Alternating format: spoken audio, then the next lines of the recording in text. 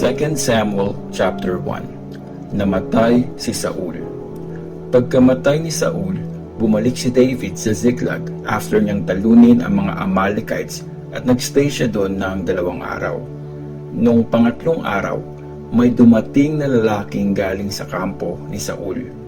Gutay-gutay ang damit niya at nilagyan ng lupa ang ulo niya. Paglapit niya kay David, yumuko siya sa lupa para magbigay galang. Sabi ni David sa kanya, "San ka galing?" At sumagot siya, "Tumakas po ako mula sa kampo ng Israel." Sabi ni David, "Anong nangyari? Sabihin mo sa akin." Sumagot ang lalaki, "Umatras po sa laban ang army natin. Maraming napatay sa kanila, kasama si Saul at ang anak niyang si Jonathan." Tinanong siya ni David, "Paano mo nalamang namatay si Saul at si Jonathan?" Sabi ng lalaki, "Nagkataong nasa Mount Gilboa ako. Nakita ko po doon si Saul na nakasandal sa sibat niya at papalapit na sa kanya ang mga chariots at mga nakakabayong kalaban. Tapos lumingon siya at nakita niya ako. Tinawag niya ako at sinabi kong ready ako sa kahit anong iuutos niya. Tinanong niya kung sino ako at sinabi kong isa akong Amalekite. Sabi niya sa akin, 'Halika dito. Please, patayin mo na ako. Gusto ko nang mamatay dahil hirap na ako.'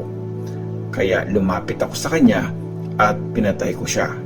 Sigurado kasi akong hindi na siya mabubuhay pa pag bumaksak siya. At kinuha ko ang korona niya sa ulo at bracelet niya sa kamay at dinala ko sa iyo, sir." Tapos noon, pinunit ni David ang damit niya. Ganon din ang ginawa ng lahat ng kasama niya. Nagluksa sila, umiyak at nag-fasting hanggang gabi dahil sa pagkamatay ni Saul at ng anak nitong si Jonathan at ng mga sundalo ng bayan ni Lord, ang lahing Israel, kasi namatay sila sa labanan. Tinanong ulit ni David ang lalaki, "Taga saan ka?" "Anak ako ng isang dayong Amalekite," sagot niya. Sinabi ni David, "Bakit hindi ka natakot patayin ng sarili mong kamay ang haring pinili ni Lord?" Tapos noon, tinawag ni David ang isa sa mga tauhan niya at sinabing, "Sige, patayin siya." Kaya ganun nga ang ginawa nila hanggang sa natuluyan ang lalaki. Sinabi pa ni David sa kanya, "Ikaw ang may kasalanan sa pagkamatay mo. Galing sa bibig mo ang hatol laban sa iyo nang sinabi mong pinatay mo ang haring pinili ni Lord." Nagluksa si David para kina Saul at Jonathan. Kinanta ito ni David bilang pagluluksa sa pagkamatay ni Saul at ng anak nitong si Jonathan. At sinabi niyang dapat ituro ito sa mga taga-Juda. Nakasulat ito sa libro ni Jashar. "Ang karangalan mo, Israel, pinatay sa lugar mong matataas. Kay lungkot naman, namatay ang malalakas. Sa city ng Gath, huwag niyong ipaalam. Sa mga kalye ng Ashkelon, huwag niyong ibalita. Baka mga babaeng Philistines magsaya. Baka mga anak ng Dituli magdiwang. O mga bundok ng Gilboa, wala sanang pumatak na ulan o hamog sa iyo. Wala sanang maging bunga ang mga bukid mo. Kasi diyan ni-reject ang shield ng magigiting. Ang shield ni Saul di na napahiran ng oil. Mula sa dugo ng napatay, mula sa katawan ng malalakas, di umatras ang pana ni Jonathan at espada ni Saul, laging may nasusugatan. Sina Saul at Jonathan kahanga-hanga at marami ang nagmamahal, di naghiwalay sa buhay at kamatayan. Mas mabilis sila kaysa sa mga eagle, mas malakas pa kaysa sa mga layon. Kayong mga babae ng Israel, iyakan nyo si Saul. Siyang nagbihis sa inyo ng damit na magara, naglagay ng mga alahas na ginto sa inyong kasuotan. Kay lungkot naman, namatay ang magigiting sa gitna ng laban. Sa matataas na lugar, nakahandusay si Jonathan. Nagluluksa ako sa iyo, Jonathan, kapatid ko, sa akin ay napakahalaga mo. Pagmamahal mo talagang nagpasaya sa akin. Mas matindi pa sa pagmamahal ng mga babae. Kay lungkot naman, namatay ang malalakas at nawala na ang armas na panggera. 2 Samuel chapter 2. Naging hari si David. After ng mga nangyari, nagtanong si David kay Lord, "Pupunta po ba ako sa mga city ng Judah?" Sumagot si Lord, "Oo, pumunta ka." Nagtanong ulit si David, "Saan po sa mga yon?" Sabi ni Lord, "Sa Hebron." Kaya pumunta si David sa Hebron kasama ang dalawa niyang asawa na si Ahinoam na taga Jezreel at si Abigail, ang byuda ni Nabal na taga Carmel. Kasama din ni David ang mga tauhan niya pati ang mga pamilya nila, at tumira sila sa mga bayan na malapit sa Hebron. Dumating doon ang mga taga-Juda at ginawa nilang hari si David. Binuhusan siya ng olive oil. Nung sinabi nila kay David, mga taga-Jabes sa Gilead ang naglibing kay Saul. Nagpadala si David ng messenger sa mga taong yon. Pinasabi niya sa kanila, "I-bless sana kayo ni Lord, kasi pinakita niyong loyal kayo kay Saul na hari niyo nung nilibing niyo siya. Iparamdam sana ni Lord ang wagas na pagmamahal at pagiging tapat niya sa inyo. Magiging mabuti din ako sa inyo dahil sa ginawa niyong ito. Kaya ngayon, magpakatatag kayo at maging matapang. Patay na si Saul na hari niyo, at ako na ang pinili ng bayan ng Juda na maging hari nila." Naging hari ng Israel si Ishbosheth. Si Abner na anak ni Ner ay commander ng army ni Saul. Kinuha niya si Ishbosheth na anak ni Saul at dinala sa Mahanaim.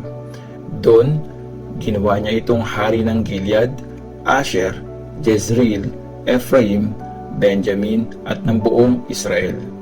40 years old si Ishbosheth nung naging hari siya ng Israel at 2 years siyang naghari.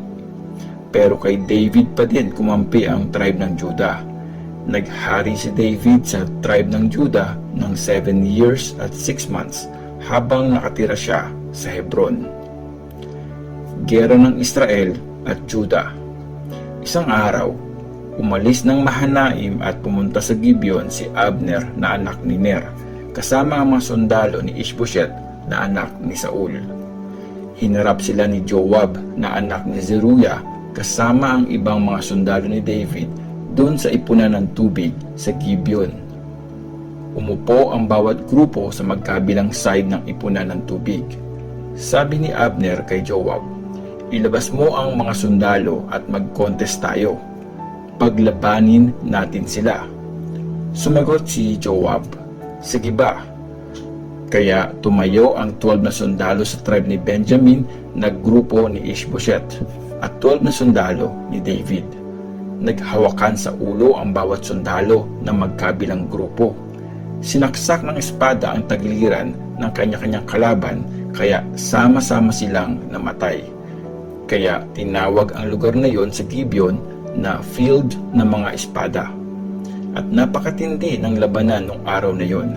Natalo ng mga sundalo ni David si Abner at ang mga sundalo ng Israel. Nandun ang 3 anak na lalaki ni Zeruiah na sina Joab, Abishai at Asahel. Mabilis tumakbo si Asahel, parang wild na deer. Hinabol niya si Abner at talagang hindi niya tinigilan.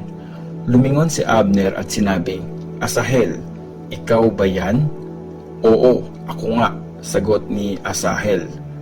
Sabi ni Abner sa kanya, "Huwag ako ang habulin mo, yung isa sa mga sundalo na lang at kunin mo lahat ng kanya."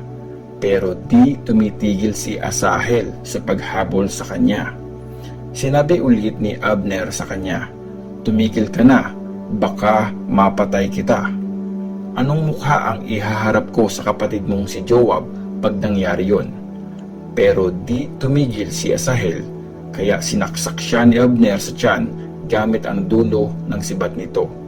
Tumagos ito hanggang likod niya, tapos bumagsak siya at namatay.